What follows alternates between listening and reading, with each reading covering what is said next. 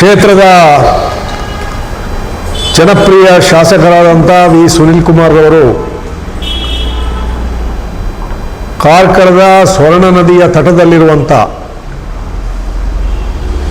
ರೈತಾಪಿ ವರ್ಗದ ಕೃಷಿಕರ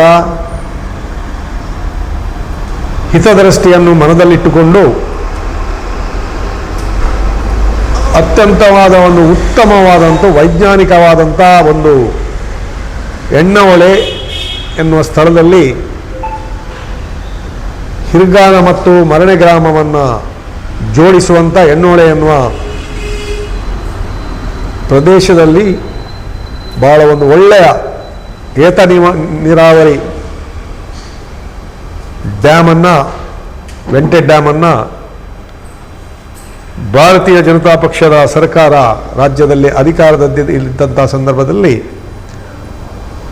ಸುಮಾರು 100ರಿಂದ 120 ಕೋಟಿ ವೆಚ್ಚದಲ್ಲಿ ನಿರ್ಮಿಸಿ ಕಾರ್ಕಳದ ಜನತೆಗೆ ಅರ್ಪಿಸಿದ್ದಾರೆ. ಎಣ್ಣಹೊಳೆ ಯಥಾ ನೀರಾವರಿ ಯೋಜನೆಯಿಂದ ಹಿರ್ಗಾನ ಮರಣೆ ಗ್ರಾಮದ ರೈತರ ಕೃಷಿಗಳಿಗೆ ಭಾಳ ಒಂದು ಉತ್ತಮವಾದಂಥ ನೀರಾವರಿ ಸೌಲಭ್ಯ ದೊರಕಿದೆ.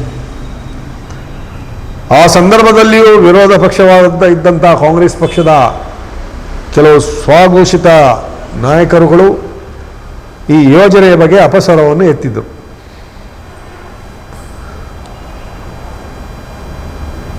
ಈಗ ಫೆಬ್ರವರಿ ತಿಂಗಳು ಕೃಷಿಕರಿಗೆ ನೀರಾವರಿ ಸೌಲಭ್ಯದ ಅವಶ್ಯಕತೆ ಇದೆ. ರೈತರ ಬಗ್ಗೆ ಮೊಸಳೆ ಕಣ್ಣೀರನ್ನು ಸುರಿಸುವಂಥ ಕಾಂಗ್ರೆಸ್ನ ನಾಯಕರು ಕಳೆದ ಹಲವಾರು ದಿನಗಳಿಂದ ಎಣ್ಣಹೊಳೆಯ ಏತ ನೀರಾವರಿ ಯೋಜನೆಯ ಡ್ಯಾಮಿನ ವಿದ್ಯುತ್ ಶಕ್ತಿ ಕಡಿತಗೊಂಡಿದೆ. ರಾಜ್ಯ ಸರ್ಕಾರ ರೈತಾಪಿ ವರ್ಗದ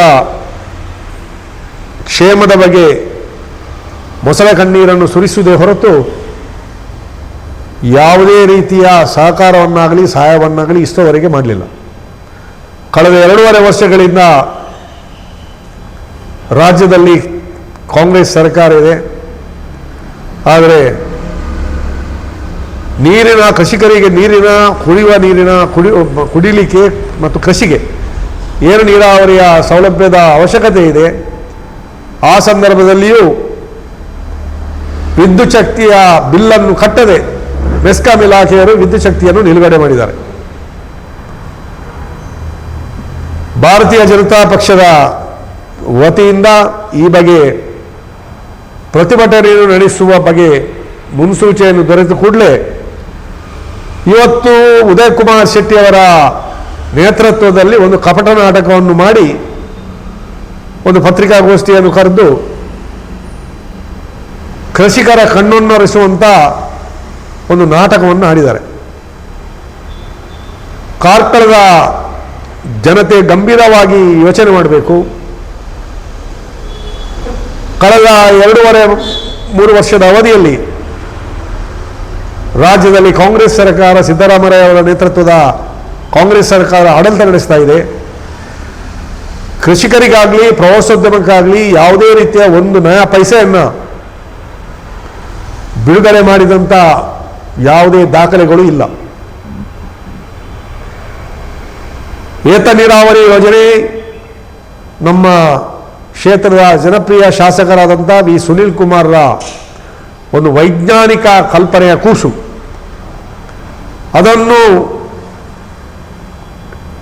ಹಿಸುಕುವಂಥ ಒಂದು ದುರಾಲೋಚನೆಯಲ್ಲಿ ಕಾಂಗ್ರೆಸ್ ಹಿಂದಿನಿಂದಲೂ ವ್ಯವಸ್ಥಿತವಾದಂಥ ಸಂಚನ್ನು ಮಾಡ್ತಾ ಬರ್ತಾ ಇದೆ. ಬಂಧುಗಳೇ, ನೀವು ಯೋಚನೆ ಮಾಡಬೇಕು. ಅದರಲ್ಲಿಯೂ ಹಿರ್ಗಾನ ಮರಣೆ ಗ್ರಾಮದ ಪರಿಸರದ ಕೃಷಿಕರು, ಸಾರ್ವಜನಿಕರು ಸರಿಯಾಗಿ ತಿಳ್ಕೊಳ್ಬೇಕು. ಕೇವಲ ರೈತರನ್ನ, ದುರ್ಬಲ ವರ್ಗದವರನ್ನ, ಹಿಂದುಳಿದ ವರ್ಗದವರನ್ನ ವಂಚಿಸುವ ದುರುದ್ದೇಶದಿಂದ ಈ ಕಪಟ ನಾಟಕವನ್ನು ಕಾಂಗ್ರೆಸ್ ನಿರಂತರವಾಗಿ ಆಡ್ತಾ ಬಂದಿದೆ. ಅದಕ್ಕೆ ಉತ್ತಮ ಉದಾಹರಣೆ ನಮ್ಮ ಪರಶುರಾಮ ಥೀಮ್ ಪಾರ್ಕ್.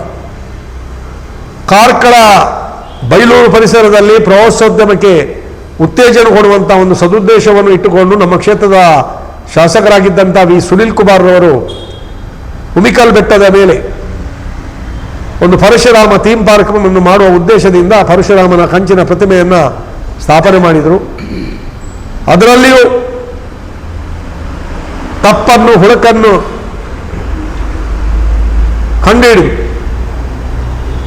ಇಲ್ಲ ಸಲ್ಲದ ಆರೋಪವನ್ನು ಮಾಡಿ ಕಾರ್ಕಳದ ಬೈಲೂರು ಪರಿಸರದ ಪ್ರವಾಸೋದ್ಯಮಕ್ಕೆ ಕಾಂಗ್ರೆಸ್ಸಿನ ನಾಯಕರಾದಂಥ ಉದಯ್ ಕುಮಾರ್ ಶೆಟ್ಟಿ ಅವರು ಮತ್ತು ಅವರ ತಂಡ ಕೊಡಲಿಯೇಟನ್ನು ಹಾಕಿ ಬೈಲೂರು ಪರಿಸರದ ಪ್ರವಾಸೋದ್ಯಮವನ್ನೇ ಹಾಳು ಮಾಡಿಬಿಟ್ಟಿತ್ತು. ಎಷ್ಟೋ ಜನ ಪ್ರವಾಸಿಗರಿಗೆ ಉಪಯುಕ್ತ ಆಗಿದ್ದಂಥ ಪರಶುರಾಮ ಥೀಮ್ ಪಾರ್ಕ್, ಅಲ್ಲಿಯ ಪರಿಸರದ ಸುತ್ತಮುತ್ತಲಿನ ಎಷ್ಟೋ ಕುಟುಂಬಗಳಿಗೆ ವ್ಯಾಪಾರದಿಂದ ಅವರ ಕುಟುಂಬದ ಜೀವನ ಮಟ್ಟವು ಸುಧಾರಿಸುವಂಥ ಒಂದು ವ್ಯವಸ್ಥೆಯನ್ನು ಕಲ್ಪಿಸಿ ಕೊಟ್ಟಂಥ ಸುನಿಲ್ ಕುಮಾರ್ ಕಲ್ಪನೆಯನ್ನು ಸಂಪೂರ್ಣವಾಗಿ ನಾಶಗೊಳಿಸಿದಂಥ ಒಂದು ಕೀರ್ತಿ ಇದ್ದರೆ ಅದು ಉದಯ್ ಕುಮಾರ್ ಶೆಟ್ಟಿ ಮತ್ತು ಅವರ ಕಾಂಗ್ರೆಸ್ ಬಳಗಕ್ಕೆ ಸಲ್ಲುತ್ತದೆ. ಅದೇ ರೀತಿಯಾಗಿ ಯಾವುದೇ ಒಂದು ಅಭಿವೃದ್ಧಿ ಕಾರ್ಯಕ್ರಮಗಳನ್ನು ವಿ ಸುನಿಲ್ ಕುಮಾರು ನಮ್ಮ ಕ್ಷೇತ್ರದ ಶಾಸಕರಾಗಿದ್ದ ಸಂದರ್ಭದಲ್ಲಿರ್ಬೋದು, ನಮ್ಮ ಕ್ಷೇತ್ರದಲ್ಲಿ ಭಾರತೀಯ ಜನತಾ ಪಕ್ಷ ಅಧಿಕಾರದಲ್ಲಿ ಇದ್ದಂಥ ಸಂದರ್ಭದಲ್ಲಿರ್ಬೋದು, ಕರ್ನಾಟಕ ರಾಜ್ಯದಲ್ಲಿ ಒಂದು ಗ್ರಾಮಕ್ಕೆ ಒಂದು ವರ್ಷಕ್ಕೆ ಎಷ್ಟು ಅನುದಾನ ಬರ್ತಾ ಇತ್ತು, ಈಗ ಕಾಂಗ್ರೆಸ್ಸಿನ ಆಡಳಿತದಲ್ಲಿ ಒಂದೊಂದು ಗ್ರಾಮಗಳಿಗೆ ಎಷ್ಟು ಅನುದಾನ ಬರ್ತಾ ಇದೆ ಅಂತ ದಯವಿಟ್ಟು ಉದಯ್ ಕುಮಾರ್ ಶೆಟ್ಟರು ಕಾರ್ಕಳದ ಜನತೆಗೆ ತಿಳಿ ಹೇಳಬೇಕು. ಈ ಸುನಿಲ್ ಕುಮಾರ್ ಸಚಿವರಾಗಿದ್ದಂಥ ಸಂದರ್ಭದಲ್ಲಿ ಭಾರತೀಯ ಜನತಾ ಪಕ್ಷ ಕರ್ನಾಟಕ ರಾಜ್ಯದಲ್ಲಿ ಆಡಳಿತ ಇದ್ದಂಥ ಸಂದರ್ಭದಲ್ಲಿ ಕಾರ್ಕಳದ 51 ಗ್ರಾಮಗಳಿಗೂ ಪ್ರತಿ ವರ್ಷ 25 ಕೋಟಿಗಿಂತ ಜಾಸ್ತಿ ಮೇಲ್ಪಟ್ಟು ಅನುದಾನಗಳು ಬರ್ತಾ ಇತ್ತು. ಅದು ಕೃಷಿ ಕ್ಷೇತ್ರಕ್ಕಿರ್ಬೋದು, ಶೈಕ್ಷಣಿಕ ಕ್ಷೇತ್ರಕ್ಕಿರ್ಬೋದು, ಸಾಂಸ್ಕೃತಿಕ ಕ್ಷೇತ್ರಕ್ಕಿರ್ಬೋದು, ಮೂಲಭೂತ ಸೌಲಭ್ಯಗಳಿಗಿರ್ಬೋದು, ನೀರಾವರಿ ಸೌಲಭ್ಯಗಳಿರ್ಬೋದು. ಆದರೆ ಉದಯ್ ಕುಮಾರ್ ಶೆಟ್ಟರೆ, ನಿಮ್ಮ ಹತ್ರ ನಾನು ನೇರವಾಗಿ ಪ್ರಶ್ನೆಯನ್ನು ಕೇಳ್ತಾ ಇದ್ದೇನೆ. ತಾವು ಕಳೆದ 2.5-3 ವರ್ಷದಿಂದ ಕಾರ್ಕಳದ ಕ್ಷೇತ್ರವನ್ನು ಸಂಪೂರ್ಣವಾಗಿ ಸುತ್ತಾಡಿದ್ದೀರಿ. ಯಾವುದೇ ಗ್ರಾಮಕ್ಕೆ ಎಷ್ಟು ಅನುದಾನಗಳು ನಿಮ್ಮ ಆಡಳಿತದ ಅವಧಿಯಲ್ಲಿ ನಿಮ್ಮ ಸರ್ಕಾರ ಕೊಟ್ಟಿದೆ ಅಂತ ದಯವಿಟ್ಟು ತಾವು ಜನರಿಗೆ ತಿಳಿ ಹೇಳಬೇಕು. ಕೇವಲ ವಿರೋಧಕ್ಕಾಗಿ ವಿರೋಧ ಮಾಡಬಾರ್ದು. ಯಾವುದಾದರೂ ಸರಿಯಾದ ಸಕಾರಣಗಳಿದ್ದರೆ ನಾವೆಲ್ಲರೂ ಪಕ್ಷಾತೀತವಾಗಿ ಅದನ್ನು ವಿರೋಧಿಸುವ, ಸುಮ್ಮನೆ ಕೇವಲ ವಿರೋಧಿಸಬೇಕೆನ್ನುವ ಒಂದು ದುರುದ್ದೇಶವನ್ನು ಇಟ್ಟುಕೊಂಡು ಕಾರ್ಕಳದ ಯಾವುದೇ ಪ್ರವಾಸೋದ್ಯಮದ, ನೀರಾವರಿ, ಕೃಷಿಯ ಕಲ್ಪನೆ ಇಲ್ಲದಂಥ ನೀವು ಪತ್ರಿಕಾಗೋಷ್ಠಿಗಳ ಮೂಲಕ, ದೃಶ್ಯ ಮಾಧ್ಯಮಗಳ ಮೂಲಕ ಸುಳ್ಳು ಪ್ರಚಾರವನ್ನು ಗಿಟ್ಟಿಸುವ ಉದ್ದೇಶದಿಂದ ಇಲ್ಲ ಸಲ್ಲದ ಆರೋಪವನ್ನು ನಮ್ಮ ಶಾಸಕರ ಮೇಲಾಗಲಿ ನಮ್ಮ ಪಕ್ಷದ ಮೇಲಾಗಲಿ ಹಾಕಬಾರದು ಅಂತ ತಮ್ಮಲ್ಲಿ ವಿನಂತಿಸಿಕೊಳ್ತಾ ಇದ್ದೇನೆ. ಕಾಂಗ್ರೆಸ್ ಎನ್ನುವುದು ಈಗ ನಿರಾಶ್ರಿತರ ಶಿಬಿರ. ಆ ನಿರಾಶ್ರಿತ ಶಿಬಿರದಲ್ಲಿ ನೀವೆಲ್ಲ ಸೇರಿಕೊಂಡು ಈಗ ರಾಜಕೀಯ ಮಾಡಲಿಕ್ಕೆ ಪ್ರಾರಂಭ ಮಾಡಿದ್ದೀರಿ. ಬಹಳ ಸಂತೋಷ ಆಯಿತು ನಮಗೆ. ತಮಗೆ ಬಹಳ ಮೀನುಗಳ ಮೇಲೆ ಕಾಳಜಿ ಇದೆ. ಖಂಡಿತವಾಗಿಯೂ ಜಲಚರಗಳ ಮೇಲೆ ಕಾಳಜಿ ಪ್ರತಿಯೊಬ್ಬ ಪ್ರಕೃತಿ ಆರಾಧನೆಗೆ ಇರುವುದೇ. ಯಾಕೆಂದರೆ ನಾನು ಕೃಷಿಕ, ನನ್ನ ಹೆಣ್ಣೊಳೆಯ ಪರಿಸರದಲ್ಲಿ, ಹೆಣ್ಣೊಳೆಯ ತಟದಲ್ಲಿ ನನ್ನದು ಜಾಗ ಇದೆ. ನಾನು ಒಬ್ಬ ಕೃಷಿಕ. ಆದರೆ ತಮಗೆ ಅಲ್ಲಿ ಯಾವುದೇ ರೀತಿಯ ಕೃಷಿ ಕಾರ್ಯಗಳು, ಯಾವುದು ಕೃಷಿ ಭೂಮಿಗಳು ಯಾವುದಿಲ್ಲ. ತಾವು ಯಾರೋ ಹೇಳುವುದನ್ನು ಕೇಳಿ ಇವತ್ತು ಭಾರತೀಯ ಜನತಾ ಪಕ್ಷ ರೈತಾಪಿ ವರ್ಗದವರ ಪರವಾಗಿ ಪ್ರತಿಭಟನೆ ಮಾಡ್ತಿದೆ ಎನ್ನುವುದನ್ನು ತಿಳಿದು ಕೂಡಲೇ ತಾವು ಪತ್ರಿಕಾ ಮಾಧ್ಯಮದ ಮೂಲಕ, ದೃಶ್ಯ ಮಾಧ್ಯಮದ ಮೂಲಕ ನಮ್ಮ ಶಾಸಕರಿಗೆ ನಮ್ಮ ಶಾಸಕರ ವಿರುದ್ಧ ಇಲ್ಲ ಸಲ್ಲದ ಆರೋಪವನ್ನು ಮಾಡಿದ್ದೀರಿ. ಇದನ್ನು ಭಾರತೀಯ ಜನತಾ ಪಕ್ಷ ಉಗ್ರವಾಗಿ ಖಂಡಿಸುತ್ತದೆ. ರಾಜಕೀಯವನ್ನು ನೇರವಾಗಿ ಮಾಡೋಣ. ಹೋದ ಸರಿಯ ರಾಜಕೀಯ ಜಿದ್ದಾಜಿದ್ದಿನ ಸ್ಪರ್ಧೆಯಲ್ಲಿ ತಾವು ನೈಪಥ್ಯಕ್ಕೆ ಸರಿದಿದ್ದೀರಿ. ಈ ಸರಿ ಪುನಃ ಇನ್ನೊಂದು 2 ವರ್ಷದಲ್ಲಿ ಚುನಾವಣೆ ಬರ್ತದೆ. ಖಂಡಿತವಾಗಿಯೂ ನ್ಯಾಯಯುತವಾದಂಥ ಧರ್ಮಯುತವಾದಂಥ ಜಿದ್ದಾಜಿದ್ದಿನ ಹೋರಾಟವನ್ನು ಮಾಡೋಣ. ಖಂಡಿತವಾಗಿಯೂ ಜಯ ನ್ಯಾಯಯುತವಾಗಿ ನಡೆಯುವಂಥ ನಮಗೆ ಸಿಗ್ತದೆ ಎನ್ನುವಂಥ ಧೈರ್ಯ ನಮಗಿದೆ. ಕಾರ್ಕಳದ ಸ್ವರ್ಣ ಕಾರ್ಕಳ ಪರಿಕಲ್ಪನೆಯಲ್ಲಿ ಮೂಡಿಬಂದಂತಹ ಅನೇಕ ಯೋಜನೆಗಳಲ್ಲಿ ಕಾರ್ಕಳದ ಎಣ್ಣೆಹೊಳೆಯ ಏತ ನೀರಾವರಿ ಯೋಜನೆ ಒಂದು. ಅತ್ಯಂತ ಮಹತ್ವಾಕಾಂಕ್ಷಿಯಾದಂತಹ ಯೋಜನೆಯ ಮೂಲಕ ಸಾವಿರಾರು ರೈತರಿಗೆ ಅದರ ಉಪಯೋಗವಾಗ್ತಾ ಇದೆ. ಆರಂಭದಲ್ಲಿ ಈ ಯೋಜನೆ ಆಗುವಂತಹ ಸಂದರ್ಭದಲ್ಲಿ ಮಾನ್ಯ ಶಾಸಕರು ಸುಮಾರು 2-3 ವರ್ಷಗಳ ಕಾಲ ನಿರಂತರವಾಗಿ ಅಧಿಕಾರಿಗಳೊಂದಿಗೆ ಅಧ್ಯಯನವನ್ನು ಮಾಡಿ ವಿಧಾನಸಭೆಯಲ್ಲಿ ಈ ಬಗ್ಗೆ ಧ್ವನಿಗಳನ್ನು ಎತ್ತಿ ಸಚಿವರ ಗಮನವನ್ನು ಸೆಳೆದು ಕಾರ್ಕಳ ತಾಲೂಕಿಗೆ ಅತ್ಯಂತ ಮಹತ್ವದ ಒಂದು ಯೋಜನೆಯನ್ನು ತರಿಸಿದ್ದಾರೆ. ಅಂತಹ ಸಂದರ್ಭದಲ್ಲೂ ಕೂಡ ವಿರೋಧ ಪಕ್ಷದವರು ಅಡ್ಡಿಯನ್ನು ಪಡಿಸಿಕೊಂಡು ಈ ಯೋಜನೆ ಆಗಬಾರದು ಎಂಬ ಉದ್ದೇಶವನ್ನಿಟ್ಟುಕೊಂಡು ಹೋರಾಡಿದವರು. ಅನೇಕ ಪ್ರತಿಭಟನೆಗಳನ್ನು ಕೂಡ ಅಲ್ಲಿ ಮಾಡಿದ್ದಾರೆ. ಆದರೆ ಅದರ ಪ್ರಯೋಜನವನ್ನು ಇವತ್ತು ಅಲ್ಲಿಯ ಹತ್ತಿರದ ಆ ಸ್ವರ್ಣ ನದಿ ತಟ ಪ್ರದೇಶದ 2 ಗ್ರಾಮಗಳು ಅಥವಾ ಇನ್ನಿತರ ಗ್ರಾಮಗಳು ಕೂಡ ಅದರ ಪ್ರಯೋಜನವನ್ನು ಪಡಿತಾ ಇದೆ. ಆ ಪ್ರಯೋಜನದಿಂದ ರೈತರು ಇವತ್ತು ಸಂತಸದಿಂದಿದ್ದಾರೆ. ಇವತ್ತು ಆ ನೀರಿನ ಮೂಲಕ ಅನೇಕರು ಸಾಗುವಳಿಗಳನ್ನು ಭತ್ತ ಕೃಷಿಯನ್ನು ಮಾಡ್ತಿದ್ದಾರೆ. ಮುಖ್ಯವಾಗಿ ಭತ್ತ ಕೃಷಿಯನ್ನು ಪುನರುಜ್ಜೀವನಗೊಳಿಸುವುದೇ ಆ ಯೋಜನೆಯ ಉದ್ದೇಶವಾಗಿತ್ತು. ಇವತ್ತು ಆ ಯೋಜನೆಯನ್ನು ನಂಬಿಕೊಂಡು ಅನೇಕ ಆ ತಟ ಪ್ರದೇಶದ ಅನೇಕ ಪರಿಸರದ ಜನರು ಭತ್ತ ಕೃಷಿಯನ್ನು ಹೊಸದಾಗಿ ಮಾಡಿದರು. ಆದರೆ ದುರದೃಷ್ಟಕರ, ಮೊನ್ನೆ ಸುಮಾರು ಒಂದು 10-15 ದಿನಗಳ ಕಾಲ ನೀರು ಹೋಗ್ತೀವಂತೂ ಒಮ್ಮೆಲೆ ವಿದ್ಯುತ್ ಸಂಪರ್ಕದ ಕಡಿತದಿಂದಾಗಿ ಅದು ನೀರು ಹೋಗುವುದನ್ನು ನಿಲ್ಲಿಸಲಾಗಿತ್ತು.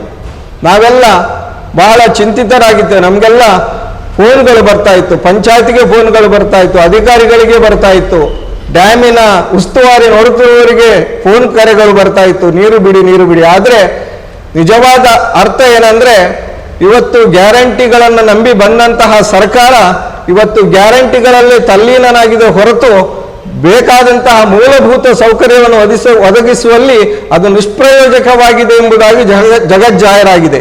ಅಂದರೆ ವಿದ್ಯುತ್ ಬಿಲ್ಲನ್ನು ಕಟ್ಟದೆ ಇವತ್ತು ಡ್ಯಾಮಿನ ಸಂಪರ್ಕವನ್ನು ಕಡಿತಗೊಳಿಸಲಾಗಿದೆ. ಹಾಗಾಗಿ ನೀರನ್ನು ಬಿಡಲಿಕ್ಕೆ ಆಗಿರಲಿಲ್ಲ. ಹಾಗಾಗಿ ತುಂಬ ಕೃಷಿದ ಗದ್ದೆಗಳು ಒಣಗಿ ಹೋಗಿದೆ. ಇತ್ತ ತೋಟ ಮಾರು ಅಲ್ಪ ಸ್ವಲ್ಪ ನೀರನ್ನು ಬಳಸ್ತಾ ಇದ್ರು. ಆ ನೀರು ಬಳಸದೆ ತೋಟಗಳಿಗೆ ನೀರು ಉಣಿಸದೆ ರೈತರು ಕಂಗಾಲಾಗಿದ್ದು, ಗದ್ದೆ ಎಲ್ಲ ಒಣಗಿ ಹೋಗಿತ್ತು. ಇಂತಹ ಸಂದರ್ಭದಲ್ಲಿ ಭಾರತೀಯ ಜನತಾ ಪಕ್ಷ ಅತ್ಯಂತ ದುಃಖದಿಂದ, ಯಾಕಂದ್ರೆ ನಾವೇ ಆ ಯೋಜನೆಯನ್ನ ಜನತೆಗೆ ಒಪ್ಪಿಸಿದ್ದು, ನಾವೇ ಲೋಕಾರ್ಪಣೆಗೊಳಿಸಿದ್ದು, ನಾವೇ ಅದರ ಹಿಂದೆ ಹೋರಾಟಗಳನ್ನು ಮಾಡಿ ಕೆಲಸ ಕಾರ್ಯಗಳನ್ನು ಮಾಡಿ ಆ ಡ್ಯಾಮ್ ನಿರ್ಮಾಣದಲ್ಲಿ ಪ್ರಮುಖ ಪಾತ್ರವಾಗಿ ನಾವೇ ವಹಿಸಿಕೊಂಡಿದ್ದೆವು. ಆದರೆ ಆ ಡ್ಯಾಮಿನೆದುರೇ ನಾವೇ ಪ್ರತಿಭಟಿಸಬೇಕಾದಂತಹ ಅನಿವಾರ್ಯತೆ ನಮಗೆ ಅತ್ಯಂತ ದುಃಖದಿಂದ ನಾವೆಲ್ಲ ಒಟ್ಟಾಗಿದ್ದೆವು. ಇವತ್ತು ನಾವು ಅಲ್ಲಿ ಪ್ರತಿಭಟನೆಯನ್ನ ಮಾಡಿ ಸರ್ಕಾರಕ್ಕೆ ಬಿಸಿ ಬಿಟ್ಟಿಸಬೇಕೆಂಬ ಉದ್ದೇಶವನ್ನು ನಾವು ಹೊಂದಿದ್ದೆವು. ಆದರೆ ಆ ಸಂದರ್ಭದಲ್ಲಿ ಕೆಲವು ಕಾಂಗ್ರೆಸ್ಸಿನ ನಾಯಕರು ಬೇರೆ ಬೇರೆ ಒತ್ತಡಗಳನ್ನು ಹಾಕಿ ಇಂದು ಒಂದು ದಿನ ಮುಂದೂಡುವಲ್ಲಿ ಸಫಲರಾಗಿದ್ದಾರೆ ಅಂದ್ರೆ ನಮಗೊಂದು ನೆನಪಾಗ್ತದೆ. ಒಂದು ಮಗುವಿಗೆ ಚಿವುಟಿ ತೊಟ್ಟೆಲು ತೂಗಿದಂತೆ ಅವರೇ ಆ ಕೆಲಸವನ್ನ ಮಾಡಿದಾರೋ, ವಿದ್ಯುತ್ ಸಂಪರ್ಕವನ್ನು ಕಡಿತಗೊಳಿಸುವ ಕೆಲಸ ಅವರೇ ಮಾಡಿ ಸರಿ ಮಾಡುವ ಕೆಲಸ ಮಾಡಿದಾರೋ ಗೊತ್ತಿಲ್ಲ. ಆದರೆ ಅವರೇ ಇವತ್ತು ಬಂದು ನಾನು ಮಾಡಿದ್ದೇನೆಂಬ ಪತ್ರಿಕಾಗೋಷ್ಠಿಯನ್ನು ಅವರು ಹೇಳಿದ್ದಾರೆ. ಬಹಳ ಆಶ್ಚರ್ಯ.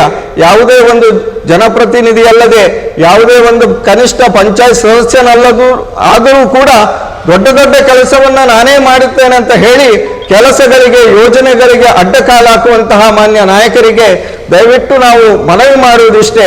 ಕಾರ್ಕಳದಲ್ಲಿ ಸುಗಮವಾದ ಆಡಳಿತಕ್ಕೆ ತಾವು ಎಡೆ ಮಾಡಿಕೊಡಬೇಕು. ಒಳ್ಳೆಯ ಆಡಳಿತ ಕಾರ್ಕಳದ ಜನತೆಗೆ ಆಗಬೇಕು. ಅನೇಕ ಹಿಂದೆ ಗೋಪಾಲ ಭಂಡಾರಿಯವರಿದ್ರು, ಅನೇಕ ನಮ್ಮ ವಿರೋಧ ಪಕ್ಷದವರು ಕಾರ್ಕಳದ ಆಡಳಿತದಲ್ಲಿದ್ರು. ಆದರೆ ಯಾವುದೇ ಇಂತಹ ತೊಂದರೆಗಳು ನಮಗೆ ಆಗಲಿಲ್ಲ. ಆದರೆ ಇತ್ತೀಚಿನ ದಿನಗಳಲ್ಲಿ ಎಲ್ಲ ಕಡೆಯಲ್ಲೂ ರಸ್ತೆ ಇರಬಹುದು, ದೇವಸ್ಥಾನ ಇರಬಹುದು, ಇನ್ನಿತರ ಚಟುವಟಿಕೆ ಇರಬಹುದು, ಅಥವಾ ಬೇರೆ ಸಾಮಾಜಿಕ ಚಟುವಟಿಕೆಗಳಲ್ಲೂ ಕೂಡ ಅಡ್ಡಕಾಲನ್ನ ಹಾಕಿ ಆ ಚಟುವಟಿಕೆಯನ್ನ ನಿಯಂತ್ರಿಸುವಂತಹ, ತನ್ನ ಸುಪರ್ದಿಗೆ ಒಳಪಡಿಸುವಂತಹ ಕಾರ್ಯ ಇವತ್ತು ಅತ್ಯಂತ ವೇಗವಾಗಿ ಕಾರ್ಕಳದಲ್ಲಿ ನಡೀತಾ ಇದೆ. ಇದು ಕಾರ್ಕಳದ ಜನರಿಗೆ ಇದು ಕಾರ್ಕಳದ ಒಂದು ಭವಿಷ್ಯಕ್ಕೆ ಖಂಡಿತ ಉತ್ತಮ ಅಲ್ಲ. ಅದರಿಂದ ಅವರಲ್ಲಿ ದಯವಿಟ್ಟು ಮನವಿ ಮಾಡುವುದು, ಅಭಿವೃದ್ಧಿ ಕಾರ್ಯಗಳಿಗೆ ಎಲ್ಲರೂ ಕೈ ಜೋಡಿಸಿ ಮುಂದೆ ಹೋಗಿ ಉತ್ತಮ ಕಾರ್ಯವನ್ನು ಕಾರ್ಕಳದಲ್ಲಿ ಮಾಡೋಣ. ಕಾರ್ಕಳ ಸ್ವರ್ಣ ಕಾರ್ಕಳ ಏನು ಇದೆ, ಸ್ವರ್ಣ ಕಾರ್ಕಳ ಆಗಬೇಕೆಂಬ ಏನು ಮನೋಭಾವ ನಮ್ಮ ಶಾಸಕರಿಗಿದೆ, ಆ ಮನೋಭಾವದೊಂದಿಗೆ ನಾವೆಲ್ಲ ಕೈ ಜೋಡಿಸೋಣ ಅಂತ ಅವರಲ್ಲಿ ವಿನಂತಿ ಮಾಡ್ತಾ, ಇವತ್ತು ಭಾರತೀಯ ಜನತಾ ಪಕ್ಷ ಪ್ರತಿಭಟನೆಯನ್ನ ಮುಂದೂಡಿದೆ ಅಷ್ಟೇ. ಇದನ್ನು ನಾವು ಇವತ್ತು ಕೈ ಬಿಡಲಿಲ್ಲ, ಮುಂದೂಡಿದೆ. ಯಾಕಂದ್ರೆ ಇವತ್ತು ವಿದ್ಯುತ್ ಸಂಪರ್ಕ ಆಗಿದೆ ಮಾತ್ರ, ಅದಕ್ಕೆ ವಿದ್ಯುತ್ ಬಿಲ್ಲನ್ನು ಇದುವರೆಗೆ ಕಟ್ಟಲಿಲ್ಲ. ಸುಮಾರು 1 ಕೋಟಿ ಹೆಚ್ಚಿಗೆ ವಿದ್ಯುತ್ ಬಿಲ್ ಬಾಕಿ ಇದೆ, ಇದನ್ನು ಕಟ್ಟಲಿಲ್ಲ. ಆದರೆ ಇದು ನಾವು ಕೇವಲ ಮುಂದೂಡಿದ್ದೇವೆ. ಇನ್ನು ಎಲ್ಲಾದರೂ ವಿದ್ಯುತ್ ಬಿಲ್ ಕಟ್ಟದೆ ವಿದ್ಯುತ್ ಬಿಲ್ಲನ್ನು ಪಾವತಿಸದೆ ಇನ್ನೊಮ್ಮೆ ಡ್ಯಾಮಿನ ನೀರು ಹೋಗಲಿಲ್ಲ ಅಂತ ಆದರೆ ಮತ್ತೊಮ್ಮೆ ನಾವು ಪ್ರತಿಭಟನೆಯನ್ನು ಮಾಡ್ತೇವೆ. ನಾವೆಲ್ಲರೂ ಸೇರಿಕೊಂಡು ಉಗ್ರವಾದ ಹೋರಾಟವನ್ನು ಮಾಡ್ತೇವೆ ಅಂತ ಹೇಳ್ತಿದ್ದೇನೆ.